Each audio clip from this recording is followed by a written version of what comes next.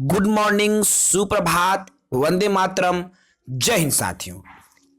सभी साथियों को विमल सर की तरफ से सुप्रभात। जल्दी से जम्मो संगवारी मन जुड़ जाओ ताकि आज के हमार पर्यावरण अध्ययन शिक्षण शास्त्र के ये जो 8वां यूनिट है साथी हो एला हमन चालू कर सकी।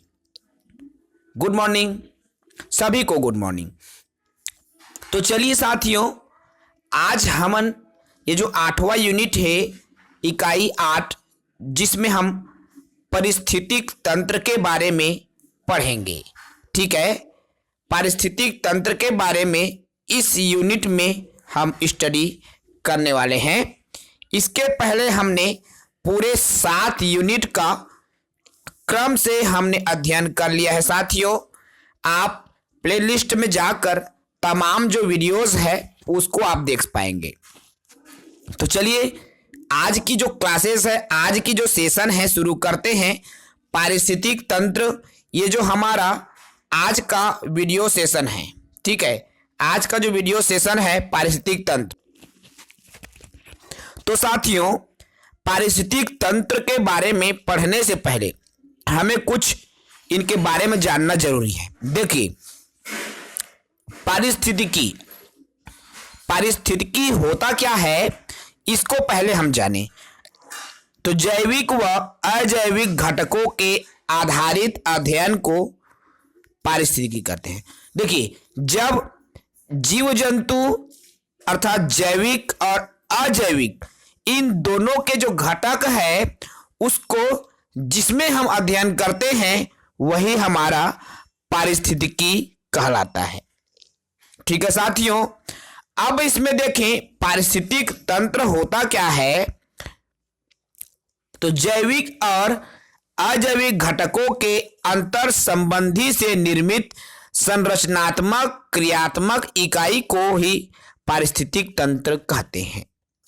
देखिए, जैविक अजैविक ये दोनों जो घटक है, ठीक है, उनके अंतर संबंध की जो संरचनात्मक और क्रियात्मक इकाई है वही पारिस्थितिक तंत्र है। कैसे? अर्थात एक तंत्र है, एक सिस्टम है, एक निकाय है जहां पर जैविक और अजैविक दोनों घटक शामिल होते हैं। उस पूरे घटकों का जब हम स्टडी करते हैं तो वही क्या है, हमारा पारिस्थितिक तंत्र है। स्टडी करना तो पारिस्थितिकी है साथियों, लेकिन जो पूरे जो यूनिट है उसको पारिस्थितिक तंत्र कहा जाता है। ठीक है, अब देखें इसमें नीचे पारिस्थितिकी विज्ञान के जो जनक है वो कौन है। तो पारिस्थितिकी विज्ञान के जनक ओडम को माने जाते हैं। पारिस्थितिक तंत्र के घटक की हम बात करें तो देखिए, पारिस्थितिक तंत्र के 2 घटक होते हैं जैसा आप सभी जान रहे हो। जैविक और अजैविक जो घटक है यही क्या है, पारिस्थितिक तंत्र के 2 घटक हैं साथियों। अब जैविक होता क्या है, सबसे पहला जो बिंदु है इसमें सभी सजीव आते हैं। सजीव अर्थात जिसमें जान होता है, जिसमें प्राण होता है ना, वो सजीव है।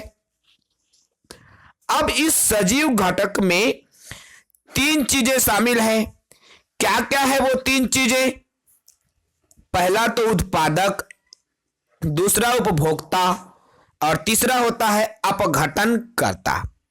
ठीक है, उत्पादकता या उत्पादक क्या होता है साथियों? तो ये इसमें स्वपोषी अर्थात अपना जो भोजन है स्वयं प्राप्त करते हैं, दूसरे जीव जंतु या पेड़ पौधों पर निर्भर नहीं रहते। ठीक है, या अपना भोजन स्वयं उत्पन्न करते हैं, उसे ही उत्पादक कहा जाता है। ठीक है, इसी को आप समझे। उत्पादक क्या है? तो जो अपना भोजन स्वयं बनाते हैं वह उत्पादक कहलाता है, स्वयं उत्पादन करते। ठीक है, जैसे देखिए इसमें स्वपोषी हरे जो पेड़ पौधे हैं, हरे पेड़ पौधे करते क्या हैं? क्लोरोफिल की उपस्थिति में या क्लोरोफिल के द्वारा सूर्य की प्रकाश की उपस्थिति में अपना जो भोजन है स्वयं बनाते हैं। कौन? तो ये जो पेड़ पौधे हैं। ठीक है साथियों, उत्पादक समझ में आया होगा। अब आता है उपभोक्ता। नाम से स्पष्ट है, उपभोग करना, अर्थात बनाता तो कोई और है लेकिन ये उसका उपयोग करता है, उपभोग करता है, यही उपभोक्ता है। सामान्य सी समझ। ठीक है, बनाने वाला कोई और है, कोई बनात कोई यऊ है और वो कर उपयोग ला कोई दूसरा करा थे, तो वही क्या है? आपका उपभोक्ता है। ठीक है, अब देखिए इस उपभोक्ता में तीन चीजें हैं, सॉरी, प्राथमिक आता है, द्वितीयक आता है और उच्च या तृतीयक आता है। ठीक है, ये जो उपभोक्ता है, प्राथमिक उपभोक्ता, द्वितीयक उपभोक्ता और तृतीयक उपभोक्ता, ये तीनों आता है। ठीक है, अब तीसरे बिंदु है अपघटनकर्ता। अब देखिए अपघटनकर्ता, इसमें मृतोपजीवी, जीवाणु और कवक आदि आते हैं। याद रखेंगे यहां से, क्योंकि यहां से क्वेश्चन आपका बन सकता है, इससे ज्यादा क्वेश्चन आपका नहीं बनता। एक क्वेश्चन यहीं से आता है साथियों, मनुष्य कौन से उपभोक्ता में आता है? ये क्वेश्चन आया हुआ है, तो मैं बता दूं, मनुष्य जो है प्राथमिक और द्वितीयक दोनों उपभोक्ता में आते हैं। ठीक है, अब दूसरे बिंदु क्या है? अजैविक घटक। तो देखिए अजैविक घटक होता क्या है? इसमें सभी निर्जीव आते। देखिए जिसमें जान नहीं होती, प्राण नहीं होती, वो क्या है? निर्जीव है। ठीक है, जैसे तापमान, मृदा, पवन, प्रकाश, खनिज तत्व, लवण, ये तमाम चीजें जिसमें जीवन नहीं होता, जिसमें जान नहीं होता, न वो रेंगे सके, न खेले सके, न बोले सके, न सांस ले सके, न खाए सके, न पिए सके, ये का है? अजैविक है। ठीक है साथियों, तो जैविक और अजैविक घटक आप सभी को समझ में आया होगा, और इन्हीं दोनों के बारे में जब हम अध्ययन करें तो वही क्या है? हमारा पारिस्थितिकी कहलाता है। और इसके जो निकाय है, ठीक है, इसके निकाय को पारिस्थितिक तंत्र कहा जाता है। अब देखिए इसमें यहां से भी क्वेश्चन आपका बना हुआ है, खाद्य जाल और खाद्य श्रृंखला, ये दोनों। तो खाद्य श्रृंखला सबसे पहले देखे साथियों क्या होता है? तो पारिस्थितिक तंत्र में सभी जीवधारी भोजन के लिए एक दूसरे पर निर्भर रहते हैं। यही निर्भरता जब क्रमिक रूप से आगे बढ़ती है तो उसे खाद्य श्रृंखला कहते हैं। देखिए बहुत सारे जो जीव जंतु हैं, पेड़ पौधे हैं, ठीक है, भोजन हर कोई लेता है साथियों, चाहे वह निर्जीव हो, सजीव हो, जेमा जान है और जेमा जान नहीं है, सब ला तो बढ़ना है भाई, है ना। तो सभी क्या है? भोजन ग्रहण करते हैं। तो देखिए जितने भी जीवित हैं सभी क्या है? भोजन ग्रहण करते हैं। तो जैसे अजीवित हैं, अजीवित की तो हम बात नहीं करेंगे, बात करें हम सिर्फ जीवित की, तो जितने भी जीवित जीव जंतु हैं वे सभी क्या है? भोजन करते हैं, किसी न किसी रूप में किसी न किसी से जुड़े हैं, एक श्रृंखला बनाते हैं, एक चैन बनाते हैं, एक कड़ी की तरह बनाते हैं। ठीक है, और ये जो कड़ी है साथियों केवल एक ही क्रम की कड़ी होती है, तो वही खाद्य श्रृंखला है। अर्थात क्रमिक रूप से जब वो आगे बढ़ती है तो वही खाद्य श्रृंखला कहलाती है। देखिए ये जो घास है, तो घास को टिड्डे खाते हैं, जो टिड्डे रहते हैं छोटे छोटे उसको मेंढक खाते हैं, मेंढकों को सांप खाता है और सांप को बाज खाता है। ठीक है, तो इस तरह का एक श्रृंखला बना होता है, यही खाद्य श्रृंखला कहलाता है। अब खाद्य जाल देखिए, जाल अर्थात आपने देखे होंगे मछली के जो जाली रहते खेत खार, आप लोग का तालाब में, नदी में बड़ा सा जाल फैलाते हैं, नेट। तो वो जाल सिर्फ एक ही लाइन में नहीं होता, ऐसे होता है ना। ए माले वो जुड़े हैं, ओ माले ओ जुड़े हैं, ओ माले ओ जुड़े हैं, है ना। ठीक उसी तरीके से ये जो खाद्य जाल है, ठीक है, मछली जाल जैसे समझो, ठीक है। जो खाद्य जाल है एक दूसरे से जुड़े हुए रहते हैं। परिभाषा को आप समझे, खाद्य श्रृंखलाएं जब एक दूसरे को अतिव्याप्त करती है तो यही जटिल संरचना खाद्य जाल कहलाता है। देखिए जो खाद्य श्रृंखला है, अब ये खाद्य श्रृंखला और व्याप्त होने लगती है। अर्थात जैसे घास को टिड्डा खाया और उसी घास को बकरी भी खा रहा है, उसी घास को गाय भी खा रहा है ना। तो ये क्या है, घास एक है, उसको बकरी भी खा रहा है, टिड्डा भी खा रहा है, गाय भी खा रहा है। एक पूरा कहना चाहिए एक जाल की तरह जब बन जा रही है तो वही क्या कहलाता है, हमारा खाद्य जाल, ठीक है, वही खाद्य जाल कहलाता है। समझ में आ रहा है। देखिए ये जो आपके सामने एग्जाम्पल उदाहरण दिया हुआ है उसको आप समझे। तो देखिए साथियों, ये जो घास है, जंगली घास, ठीक है, इसको टिड्डा भी खाता है, इसको खरगोश भी खाता है ना। और ये देखिए ये जो घास है इसको खरगोश तो खाता है, टिड्डा को खाता ही है ना। अब ये खरगोश है, खरगोश को सांप भी खाता है, बाज भी खाता है, सांप को बाज भी खाता है, टिड्डा को भी बाज खाता है, सांप को भी बाज खाता है। तो क्या है, यह एक जाल की तरह क्या करती है, बनाती है, और यही क्या कहलाता है साथियों, हमारा खाद्य जाल कहलाता है। ठीक है, तो आगे बढ़े। खाद्य जाल सभी का समझ में आ गया होगा, जल्दी से कमेंट में बता दीजिए खाद्य जाल सभी का समझ में आ गया होगा। फिर आगे बढ़ते हैं। ठीक है, चलिए अब आगे बढ़े। 10% का जो नियम है, यहां से भी आपका क्वेश्चन आ चुका है। जी हाँ, आ चुका है, मोस्ट इंपॉर्टेंट क्वेश्चन यहां से आ चुका है। ये जो 10% का नियम है, ठीक है, ये नियम लिंडमैन ने दिया था। ये जो 10% का नियम है साथियों, उसको किसने दिया है, तो लिंडमैन ने दिया है। इसे लिंडमान भी कहते हैं।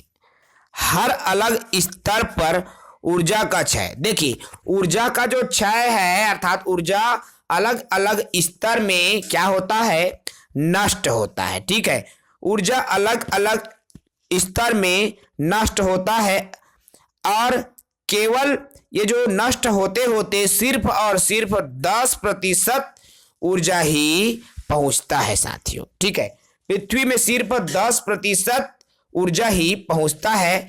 इसी कारण शाकाहारी भोजन की अपेक्षा मांसाहारी भोजन से कम ऊर्जा मिलती है। देखिए शाकाहारी जो पत्तियां हैं, अधिकांश ऊर्जा क्या करता है, ग्रहण करता है, इसीलिए उससे ज्यादा ऊर्जा मिलती है। और जब हम मांस मछली खाते हैं, मांसाहारी का जब हम सेवन करते हैं, तो हमें जो ऊर्जा है वो कम मिलती है, क्योंकि जीव जंतु तक बाद में आता है, पेड़ पौधों में वो ऊर्जा क्या है, पहले पहुंच जाती है। ठीक है, तो ये है 10% ऊर्जा का नियम। अब देखिए पारिस्थितिक तंत्र के प्रकार की, जो कि हमने इस तरीके से एक बना के रखा हुआ है, आप उसको समझें। देखिए पारिस्थितिक तंत्र के प्रकार, तो इसमें तो एक है जलीय पारिस्थितिक तंत्र और एक है स्थलीय पारिस्थितिक तंत्र। ठीक है, अब बात करें हम जलीय पारिस्थितिक तंत्र की साथियों, तो इसमें 3 चीजें हैं, स्वच्छ जल, ज्वारनदमुख और सागरीय तंत्र। ठीक है, अब जलीय पारिस्थितिक तंत्र में ये 3 चीजें शामिल है। स्वच्छ जल में स्थिर जल और प्रवाहित जल आता है, आप सभी जान रहे हैं। और सागरी में महाद्वीपीय और गहन सागरी ये आता है। ये ज्यादा इंपॉर्टेंट नहीं है, फिर भी हम इसको बता रहे हैं। यहां से क्वेश्चन आपका अभी बना नहीं है अभी तक के।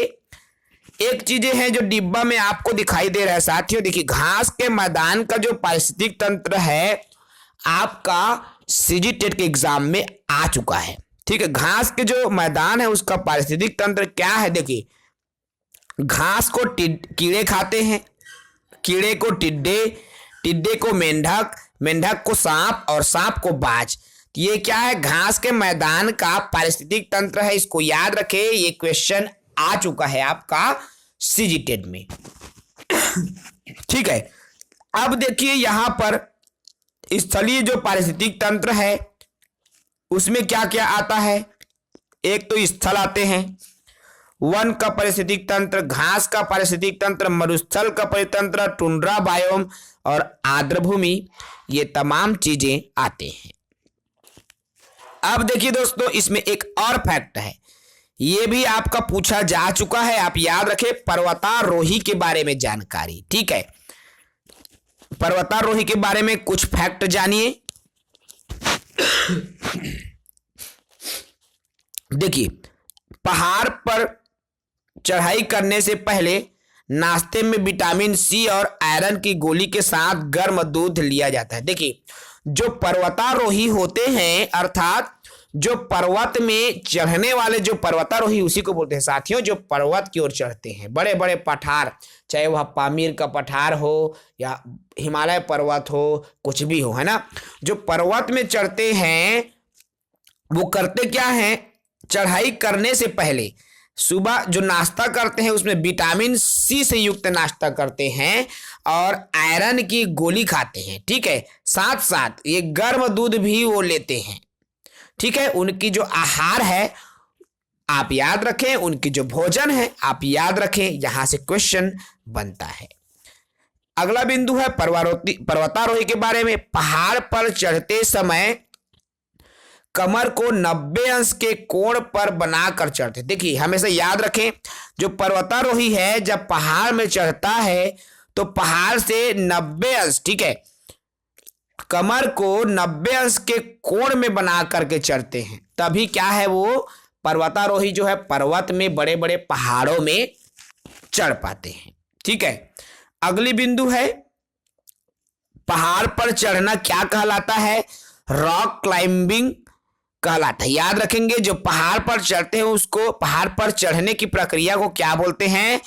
रॉक क्लाइंबिंग कहते हैं। और पहाड़ पर नीचे उतरने की जो प्रक्रिया है सैंपलिंग कहलाता है। ठीक है, ये दोनों चीजें याद रखें, चढ़ने की प्रक्रिया रॉक क्लाइंबिंग और उतरने की जो प्रक्रिया है सैंपलिंग कहलाता है। ठीक है, ये पर्वतारोही से जुड़ी जानकारी है। अब देखें, इसी में रबी और खरीफ की फसल। ठीक है, ये छोटे छोटे फैक्ट्स है साथियों, यहां से आपका जो क्वेश्चन है बना हुआ है, इसलिए हम इन फैक्ट्स को आप सबको बता रहे हैं। देखिए, एक तरफ सबसे शुरू है खरीफ की फसल, खरीफ की फसल। तो याद रखें, जो खरीफ की फसल है जून जुलाई से सितंबर अक्टूबर में होता है। ठीक है, खरीफ की फसल बोई जाती है जून जुलाई में और वो तैयार हो जाता है सितंबर से अक्टूबर में। आप इसको याद रखेंगे, क्वेश्चन आ चुका है। अब खरीफ की फसल क्या क्या है, तो इसका एक ट्रिक है। देखिए, महर के गधे ने दिल से बाजा बजाया। खरीफ की फसल का ट्रिक है, महर के गधे ने दिल से बाजा बजाया, महर के गधे ने दिल से बाजा बजाया, महर के गधे ने दिल से बाजा बजाया। याद रखें, खरीफ की फसल जून जुलाई और सितंबर अक्टूबर में होता है। इसका जो खरीफ की फसल है, महर के गधे ने दिल से बाजा बजाया। अब इसको हम बिल्कुल एनालिसिस करें एक एक शब्द को। तो देखिए, म से मक्का, हर से अरहर, ग से गन्ना, ध से धान, दिल से दिलहन या तिलहन, दिमाग में बैठा लीजिए, बा से बाजरा और जा से ज्वार। ठीक है, तो मक्का, अरहर, गन्ना, धान, तिलहन, बाजरा, ज्वार, ये खरीफ से होने वाली फसल है। महर के गधे ने दिल से बाजा बजाया, खरीफ से, जो खरीफ में उत्पन्न होने वाली खरीफ फसल, इसी को कहते हैं जो जून जुलाई सितंबर अक्टूबर में होता है। अब देखें रबी की फसल। रबी की फसल क्या है? यह फसल मार्च से जून में होता है, अर्थात मार्च में ये फसल होता है और जून में लगभग तैयार होता है। इसे रबी की फसल कहते हैं साथियों। और ये जो रबी की फसल है उनके लिए क्या क्या फसलें आती हैं उनका ट्रिक देखिए। आज सच में राई में गेम खेला, आज सच में राई में गेम खेला, आज सच में राई में गेम खेला, आज सच में राई में गेम खेला। अब इसको समझें तो देखिए, आ से आलू, ज से जौ, स से सरसों, च से चना, रा से राई और ग से गेहूं, म से मटर। तो आज सच में राई में गेम खेला रबी की फसल है और यह मार्च से जून में होता है। यहां से क्वेश्चन बना हुआ है साथियों, मोस्ट एंड मोस्ट इंपॉर्टेंट है, ये भी टॉपिक बिल्कुल आप याद रखें। एक और बिंदु, दिन और रात होने से संबंधित छोटी छोटी फैक्ट्स हैं, उनको याद रखें। दिन रात कैसे होता है, तो पृथ्वी का अपने अक्ष के परितः जब पृथ्वी अपने अक्ष के परितः मतलब चारों ओर उसके बाहर जब घूमता है तो उसी के कारण क्या होता है, दिन और रात होता है। ठीक है, पृथ्वी का अपने अक्ष के परितः घूमना ही दिन और रात के वजह से होता है, उसी के कारण दिन और रात होते हैं। अब देखें जड़ और तना के बारे में। आखिर जड़ और तना होते क्या हैं। ठीक है, तो जड़ और तना, तो देखिए क्या क्या जड़ होते हैं, हम इसमें कई जड़ के बारे में पढ़ने वाले हैं। इसमें सबसे पहला है स्तंभ जड़ें। स्तंभ जड़ें क्या है, बरगद के पेड़ में से उसकी बड़ी बड़ी डालों में से जो सूतली जैसी संरचनाएं निकलती है और लटकती रहती है, जमीन में प्रवेश कर मोटे खंभे का रूप ले लेता है, यही स्तंभ जड़ें हैं। देखिए आप सभी बरगद का पेड़ देखे होंगे, बर के पेड़ जला हमन कही था छत्तीसगढ़ी में। ठीक है, ओमले बर्रो चूहे रथे, आप सबो जन जाना तो ये संगवारी हो, जो बर के पेड़ है ऊपर ले डारा कोतिले बर्रो चूहे रथे, बारीक छोटे छोटे जड़ बराबर, है ना। वही जो बर्रो है वही ला का बोलथन हमन, स्तंभ जड़ बोलथन। जे बर मले जो बर्रो चूहे थे बहुत सारा बारीक जड़ थे, सूतरी के तरह, सूतरी रस्सी जानता ना, वही सूतरी रस्सी के तरह जो एकदम पतला पतला जड़ बहुत सारा निकले रहते, जो जमीन में जाते तो बड़े जड़ बना लेते, मोटा खंभा की तरह बना लेते, वही का कहलाते हमन के स्तंभ जड़। ठीक है, बर याद रखोगे, बरगद याद रखोगे तो स्तंभ जड़ आपको याद हो जाएगा। उसके बाद दूसरा है संचयी जड़ें। अब देखिए आलू, शकरकंद, मूली, गाजर, चुकंदर आदि के जड़ों में फूली हुई होती है। ठीक है, जो देखिए जो अर्थात जमीन के अंदर जो फल होते हैं साथियों, ठीक है, उसी में ये जो संचयी जड़ है वो मिलता है। चाहे आलू की बात करें, शकरकंद की बात करें, मुरई की बात करबो, गाजर की बात करबो, चाहे चुकंदर के बात करी, जो जमीन के अंदर रहते ओमा के जो जड़ है संचयी जड़ कहलाते। ठीक है, ये रूपांतरित जड़ें हैं जिसमें खाद्य सामग्री संग्रहित होती है। देखिए ये जड़ है, इसी यही जड़ में से क्या होता है, खाद्य सामग्री, जैसे आलू ले लें, शकरकंद, मूली, गाजर, ये खाए की चीजें ना, तो खाए पिए से इसमें से जो जमीन के अंदर से खाने पीने के सामान जो है निकलती है, क्या है, खाद्य सामग्री संग्रहित होती है, वही संचयी जड़ है। देखिए खाद्य सामग्री संचय करना, इसी बात को बस आप दिमाग में बैठा लो। संचयी जड़ें, खाद्य सामग्री संचय करना, संचय जमीन के अंदर से, खाद्य सामग्री जमीन के अंदर से, आलू जमीन से निकला है खाने की है, शकरकंद, गाजर, मूली सब अंदर ले निकलते, सब खाए के।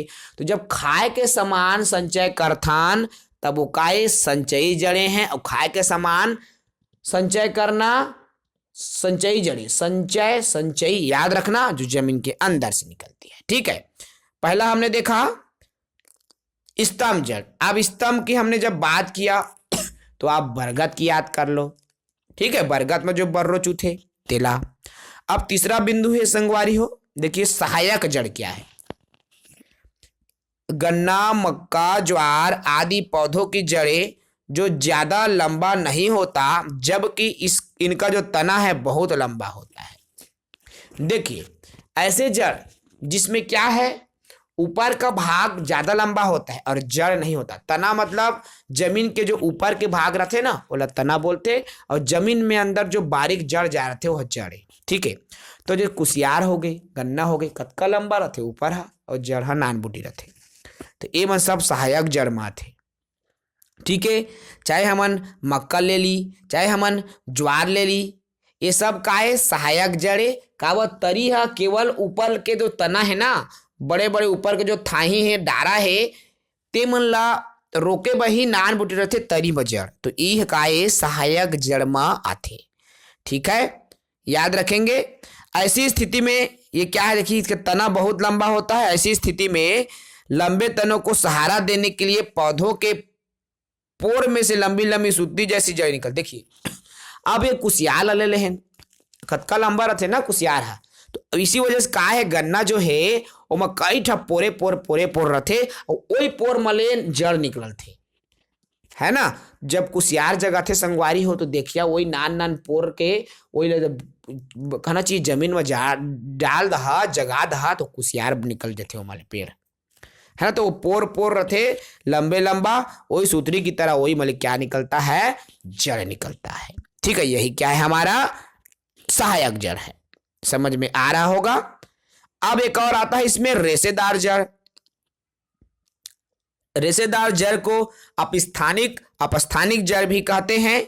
जब पौधों के आकार से या किसी अन्य हिस्से से एक साथ एक जैसे आकार के जड़ें निकलती है, एक साथ एक जैसे आकार के जब जड़ निकल रहा है, और इन्हीं को हम रेशेदार जड़ कहेंगे। ठीक है, एक समान आकार का जब जड़ निकलता है, जैसे गेहूं ले ली, चावल ले ले, घास ले ले, ये सभी क्या है, रेशेदार जड़ के अंतर्गत आता है। ठीक है साथियों, अब देखें ये जड़ के क्या कार्य है। यहां से क्वेश्चन आपका टीईटी के एग्जाम में बन चुका है, जड़ के जो कार्य है उनसे जुड़ा। तो जड़ के क्या कार्य है, तो देखिए यह करता क्या है, भोजन का संग्रहण करता है। ठीक है, जड़ क्या करता है, भोजन का संग्रहण करता है। दूसरा है मुख्य जड़ों की सहायक जो जड़ है, जो मेन जड़ है। अब मान ले बरगद के जड़ बर्रो चूहे रथे, तो जो तरी में मेन जड़ जा रहे ओकरे सहायता करे बा ये जो जड़ है, मुख्य जड़ के सहायता करे बा जो सहायक जड़ घलाक रथे। ठीक है, तो ये सब कार्य है जड़ के संगवारी हो। आप मन ला समझ में आत हो ही हमार वीडियो है, तो जरूर बीच बीच में हमन ला कमेंट करे कराओ कि बहुत अच्छा पढ़ाते कि सर एमा कमी है, कुछ सुधार कराओ। हम मन नया यूट्यूबरन, हमार में जतका जानकारी है हमन आप मन तक साझा करथन संगवारी हो, और निरंतर हमन कोशिश करबो कि ऐसने प्रकार से हम आप मन ला जम्मो जानकारी ला देवत रहिबो। अब देखें ये मटर क्या है, यहाँ से भी क्वेश्चन आपका बन चुका है। ठीक है, मटर से भी क्वेश्चन बना है। तो मटर क्या है, एक फूल धारण करने वाली द्विबीजपत्री पौधा है। ठीक है, मटर क्या है, एक फूल धारण करता है, द्विबीजपत्री पौधा है। इसकी जो जड़ें हैं गांठें मिलती है। ठीक है, इसकी जड़ में गांठें रहती है। यहां से याद रखो इस बिंदु को, द्विबीजपत्री पौधा है, यह शाकीय पौधा है जिसका तना खोखला होता है। ठीक है, इसका जो तना है खोखला होता है, यह शाकीय पौधा है। इनके फूल पूर्ण एवं तितली के आकार के, देखिए इसके जो फूल होते हैं मटर चना के, ठीक है, वह पूर्ण एवं तितली के आकार के तरह होते हैं। आप देखे होंगे मटर नीला नीला कई जगह में फला फूला रहता है। ठीक है, इनकी जो फली है लंबी, चपटी एवं अनेक बीजों वाली। देखिए ये जो अनेक बीज वाला रहते मटर है, देखे भैया हरियर मटर आजकल आथे संगवारी हो, टमाटर और मटर ला मस्त फटका दहा तो गजब के स्वाद आथे। 5 ठन ना 6 ठन बीजा में रहते, कत्ता कन रहते, 5 6 7 तक रहते, बड़ा गजब के लगते मटर। तो अनेक बीजों वाली ये मटर होती है। ठीक है, ये द्विबीजपत्री पौधा है, इसको आप याद रख लेंगे। ठीक है, अब एक और बिंदु, अनुवांशिकता के जनक ऑस्ट्रिया निवासी ग्रेगोर जॉन मेंडल को जाना जाता है। ठीक है, आनुवांशिकता के जनक कौन है? ग्रेगोर जॉन मेंडल है। इन्हीं ने क्या किया था? मटर पर प्रयोग किया था। ठीक है, आनुवांशिकता के जनक जो कि ऑस्ट्रिया के निवासी थे, ग्रेगोर जॉन मेंडल, जिन्होंने मटर के पौधों पर प्रयोग किया था, याद रखेंगे। अब रीढ़ वाले जो जानवर है, यहां से भी क्वेश्चन बन चुका है। तो क्या क्या जानवर है जो रीढ़ वाले हैं? अर्थात रीढ़ होते हैं, घोड़ा में होता है, हिरण में, कुत्ता में, हाथी में। इसको आप बिल्कुल 4 चीजें हैं, याद रखेंगे, मोस्ट इंपॉर्टेंट है। तड़ित चालक भी आपका बन चुका है एग्जाम में। तो जब एक दूसरे से टक्कर करते हैं तो वही तड़ित चालक है। गाज गिर के बोलथन ना, जब आपस में टकराते संगवारी हो तो वही गाज बन के जमीन में गिर जाते। ठीक है, तो इस तरह से इसको आप याद रखें। ये जो 8वां यूनिट है संगवारी हो, जो कि आप सबके चैप्टर है ना, इकाई 8 के बाद में आप सबके जो पर्यावरण अध्ययन के शिक्षण शास्त्र के अंतिम चैप्टर से ये 8 चैप्टर है। लेकिन हमन कल के वीडियो में एनसीईआरटी और एससीईआरटी दोनों के जो कक्षा 3री, 4थी और 5वीं के जो इम्पोर्टेंट नोट्स है ओहू ला बताबो। काबर की केवल जो कहना चाहिए संगवारी हो जो तुहर सिलेबस में है ओतके बताबो, ये जरूरी नहीं है। काबर एनसीईआरटी और एससीईआरटी बहुत जरूरी है, शिक्षक भर्ती रहे चाहे टेट के परीक्षा रहे। ठीक है, तो कल के वीडियो में हम एनसीईआरटी और एससीईआरटी के बारे में विस्तार से चर्चा करबो। आज के जो इकाई है, इकाई 8, यह समाप्त करत हन। जय जोहार संगवारी हो।